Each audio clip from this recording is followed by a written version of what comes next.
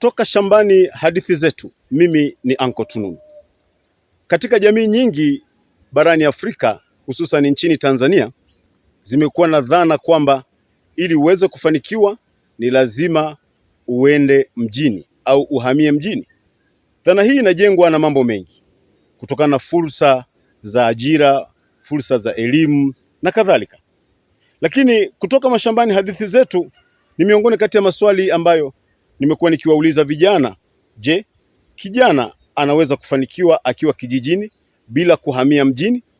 Anaweza, atakiwa awe na lengo kama mimi nataka mfanye kitu fulani, anaweza bila shida. Ndio anaweza kufanikiwa huku kijijini, kwa mfano Zagalo, Mosha, Batazari, Rajabu, maana kuna makazi mbalimbali huko kijijini. Kwa mfano ukulima, biashara na vingine. Katika maeneo ya mashambani kuna vipaji.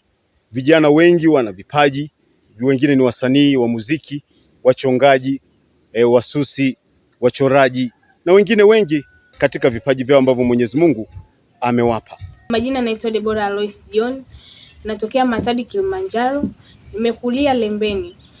Elimu yangu ya msingi nimemaliza darasa la 7 na sekondari nimeishia form 2.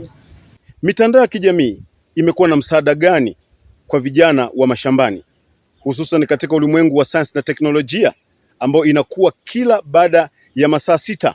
Teknolojia mpya inazaliwa, vitu vipya vinakuja, ubunifu mpya unakuja katika mitandao ya kijamii, akili mnemba na mambo kadha wa kadha yanajitokeza kila siku. Kijana huyu wa mashambani na kipaji chake, hii mitandao ya kijamii ina msaada gani kwake?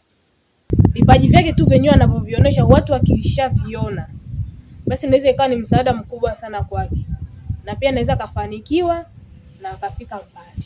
Ni sababu zipi zinasababisha vijana wa mashambani licha ya vipaji vyao wasiweze kung'aa katika maeneo ya kitaifa, kwa maana ya mijini, au taifa zima likawafahamu wakitokea mashambani?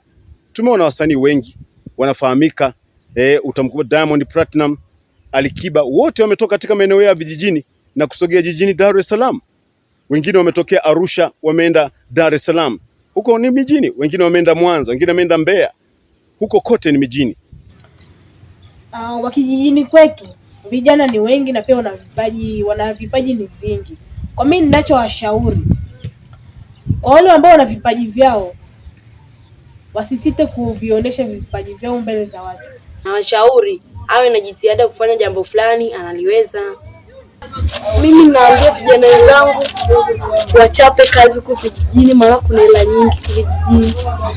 Unafikiri ni nini kifanyike kwa vijana hawa kuamini kwamba kutoka mashambani wanaweza wakafanikiwa bila hata ya kwenda mjini? Ni nini wafanye? Mimi ni Anko Tununu kutoka mashambani. Hadithi zetu nisiwe na la ziada. Niwatakie siku njema, panapo majaliwa wakati mwingine tena. Asante.